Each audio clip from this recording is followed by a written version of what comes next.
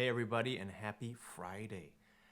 Today, when I look at the readings that the church gives us on this Friday of the 27th week in Ordinary Time, only happens once a year, uh, what I see in it, what I kind of glean from it is how many ways I can have a, a false image of who God is, of how many ways that I've thought of God as something that he's really not.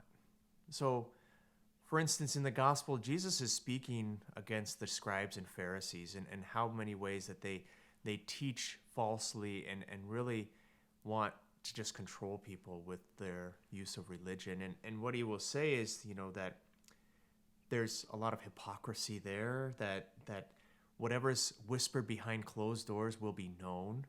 So one of the things sometimes I think, and I think I know in my head it's not true, but I can sometimes hide things from God. I don't want to show him that, or I don't want to talk to him about this because it's not something that I think he needs to know, so that maybe God doesn't actually know those things.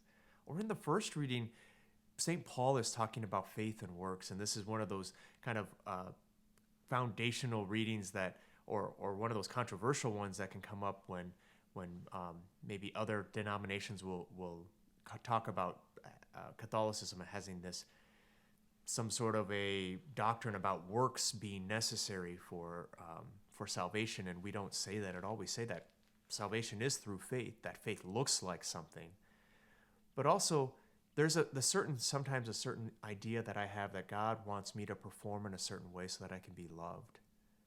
I wonder if you've ever had that before. I oftentimes fall into that way of thinking, if I were only just to be good enough, if I only would stop doing this sin, maybe God would actually love me. Maybe he would actually bless my life. But where I find that there is the truest image of God is toward the end of this gospel reading, when Jesus is saying, don't be afraid of the one who can kill the body only, but the one who can kill body and soul. He says, are not all the hairs on your head counted? God knows every hair on your head. God knows that you're worth more than a few sparrows. Just to think about how interested God is in my life. I tend to think that God's got a lot of other things more to worry about, and when I pray to him, that it would be an inconvenience even to try to get a hold of him, trying to call him on the phone. He's like, okay, I've got a lot of other things going on. What's going on right now? That's not at all how God sees us.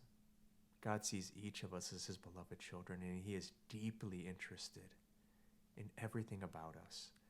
And he doesn't turn away from us when we sin. In fact, he comes nearer to us. It's us who turn away when we sin. But we ask him always just to heal those images that we have that are wrong about him. Ask him today to do that and to see him for who he is, the God who loves us so much, who knows us deeply, and who wants our healing and our freedom more than we want it ourselves. Ask God today to show himself to you, to reveal himself in a new way so that you might know his love and his mercy.